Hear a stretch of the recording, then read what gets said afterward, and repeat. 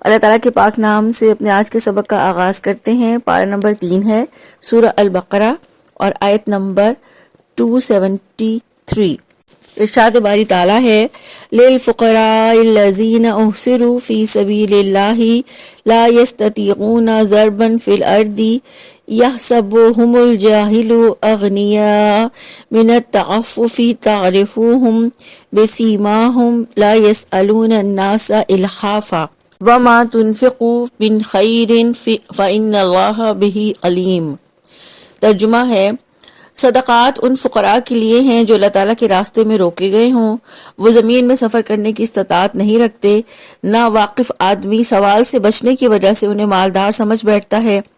آپ انہیں ان کے چہروں ہی سے پہچان جائیں گے۔ وہ لوگوں سے لپٹ کر نہیں مانگتے، اور جو مال میں سے بھی تم خرچ کرو گے تو یقیناً اللہ تعالیٰ اس کو خوب جاننے والا ہے۔ اس آیت مبارکہ میں اللہ سبحانہ وتعالیٰ نے مال والوں کو حکم دیا ہے کہ وہ اپنا مال ان فقیروں اور محتاجوں پر خرچ کریں جنہوں نے اللہ تعالیٰ کی راہ میں جہاد کرنے کے لیے یا دن رات اس کی بندگی اور حصول علم کے لیے اپنی زندگیاں وقف کر رکھی ہیں۔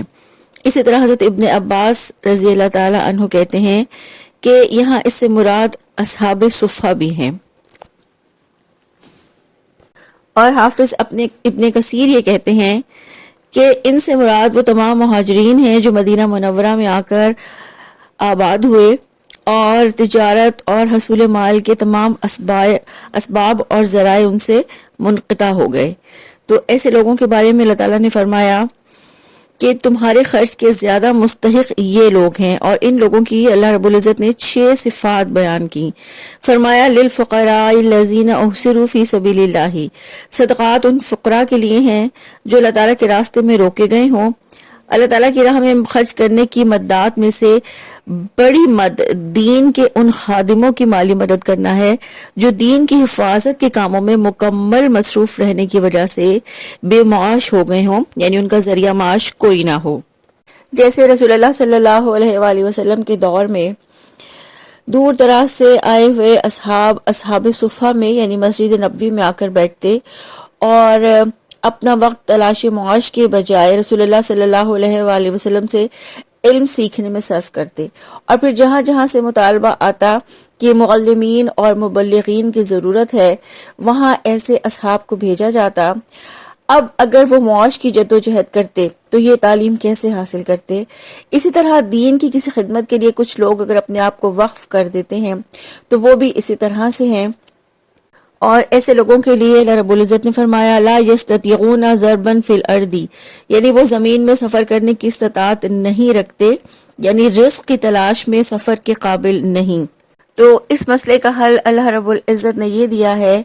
کہ صاحب معاش لوگ ان لوگوں کے لیے اپنی آمدنیوں میں، اپنے منافع میں، اپنی دولت میں کچھ حصہ نکالیں جو دینی مصروفیات کی وجہ سے معاشی کام نہیں کر سکتے۔ یعنی دین کا خادم خود کو اللہ تعالیٰ کے لیے یکسو کرتا ہے، نہ وہ کسی انسان سے مانگتا ہے، نہ کسی سے پانے کی امید ہوتی ہے، اور صاحب معاش یہ سوچتا ہے کہ میرے پاس معاشی وسائل اس قیمت پر آئے ہیں کہ میں دین کی خدمت نہیں کر سکتا، تو پھر اس کی تلافی یہ ہونی چاہیے کہ وہ ایسے اپنے مال میں ان بھائیوں کا حصہ لگائے، اور اس طرح اس کی کمی کی جو دین کے راستے میں اس کی کمی ہے اس کی تلافی ہو سکتی ہے۔ اور اس طرح دین کے خادموں کے لیے اپنا مال لگانا انسان کو اللہ تعالیٰ کی رحمتوں کا سب سے زیادہ مستحق بنا دیتا ہے، کیونکہ ایسا خرچ چونکہ خالص اللہ تعالیٰ کی رضا کے لیے ہوتا ہے، اس لیے اللہ تعالیٰ کو ایسا خرچ کرنا بہت پسند ہے۔ پھر فرمایا یحسبهم الجاہل اغنیاء من التعفف، نا واقف آدمی سوال سے بچنے کی وجہ سے انہیں مالدار سمجھ بیٹھتا ہے، یعنی چونکہ ایسے لوگوں کی غیرت اور خودداری یہ گوارا نہیں کرتی کہ وہ لوگوں سے سوال کریں، تو نا واقفوں کو ان سے یہ گمان گزرتا ہے کہ یہ لوگ خوشحال ہیں، یہ محتاج اور مستحق نہیں ہیں۔ تعففی سے مراد سوال نہ کرنا ہے یا سوال کرنے سے بچنا ہے۔ حضرت ابو ہریرہ رضی اللہ عنہ فرماتے ہیں کہ رسول اللہ صلی اللہ علیہ وآلہ وسلم نے فرمایا مسکین وہ نہیں ہے جسے 1 یا 2 کھجور یا 1 یا 2 لقمے در بدر لیے پھریں، بلکہ مسکین تو وہ ہے جو مانگنے سے بچتا ہے۔ اور فرمایا اگر تم دلیل چاہتے ہو تو قرآن کی اس آیت کو پڑھ لو کہ وہ لوگوں سے چمٹ کر سوال نہیں کرتے۔ صحیح بخاری کی روایت 4539۔ پھر فرمایا تعرفوہم بسیماہم، آپ انہیں ان کے چہروں سے ہی پہچان جائیں گے، کیونکہ یہ تو ظاہر سی بات ہے کہ فقر و فاقہ کا اثر ان کے چہرے پر آ جاتا ہے، یعنی اگر کسی کو صحیح غذا نہ مل رہی ہو یا معاشی طور پر وہ تنگ دست ہے تو اس کے چہرے سے اس کا اثر ظاہر ہو جاتا ہے۔ پھر فرمایا لا یسألون الناس الحافا، وہ لوگوں سے لپٹ کر سوال نہیں کرتے۔ اس کا مطلب ہے کہ جو لوگ اقامت دین کی جدوجہد میں مصروف ہیں وہ لوگوں سے لپٹ کر سوال نہیں کرتے، یعنی یہاں ان کی خودداری کی بات ہے کہ وہ اتنے خوددار اور غیرت مند ہیں کہ لوگوں کے آگے ہاتھ نہیں پھیلاتے۔ جیسا کہ حضرت ابو ہریرہ رضی اللہ تعالیٰ عنہ اپنی مثال دیتے ہوئے فرماتے ہیں، وہ کہتے ہیں کہ میں رسول اللہ صلی اللہ علیہ وآلہ وسلم کے ساتھ ہر وقت رہتا،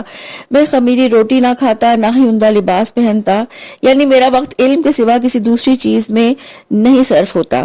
اور نہ ہی میری خدمت کے لیے کوئی فلاں یا فلانی تھی، بلکہ میں بھوک کی شدت کی وجہ سے اپنے پیٹ پر پتھر باندھ لیا کرتا۔ بعض وقت میں کسی کو کوئی آیت اسی لیے پڑھ کر اس کا مطلب پوچھتا تھا کہ وہ مجھے اپنے گھر لے جائے اور مجھے کھانا کھلا دے، حالانکہ مجھے اس آیت کا مطلب معلوم ہوتا تھا۔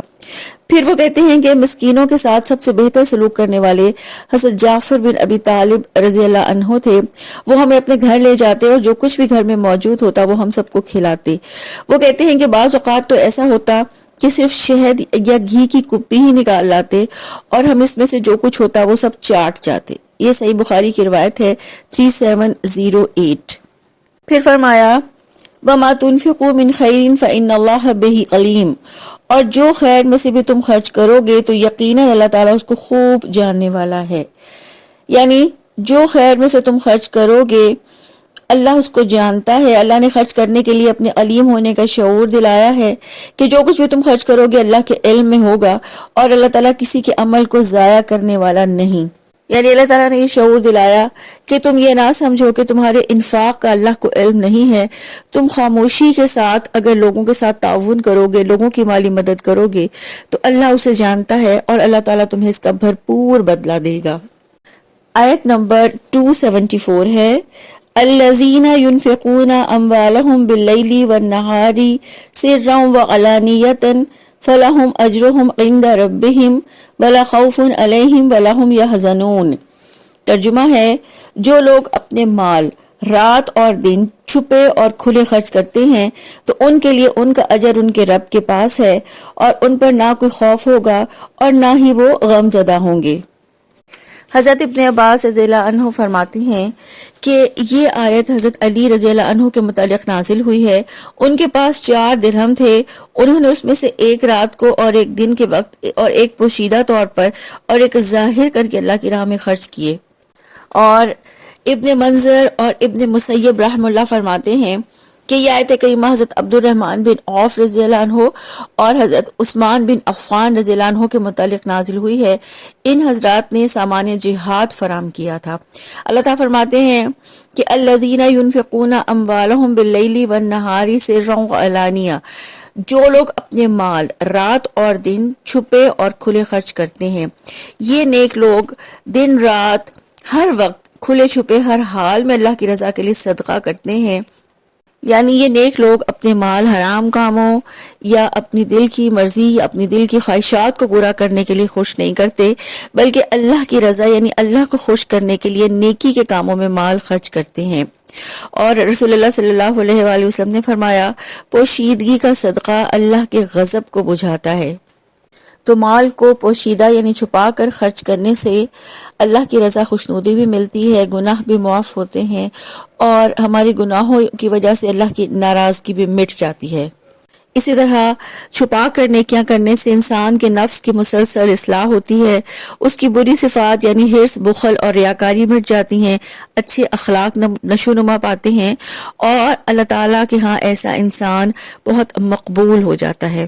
پھر فرمایا فَلَهُمْ أَجْرُهُمْ عِنْدَ رَبِّهِمْ، تو ان کے لیے ان کا اجر ان کے رب کے پاس ہے، یعنی رب رحیم کے پاس دن رات کھلے چھپے خرچ کرنے والوں کا اجر ہے۔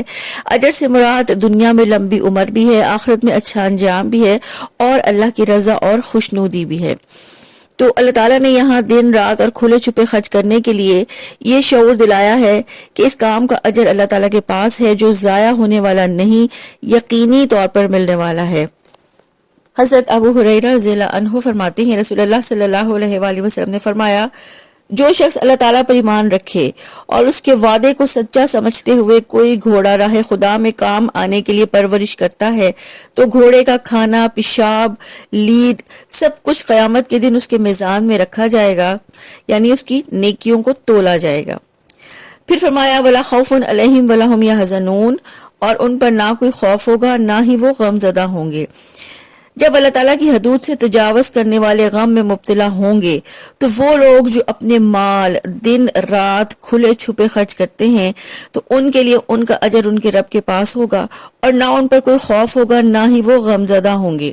یعنی ایسے نیک لوگ قیامت کے دن اپنا اصل مقصد حاصل کرنے میں اس وقت کامیاب ہو جائیں گے اور ہر قسم کے شر سے محفوظ رہیں گے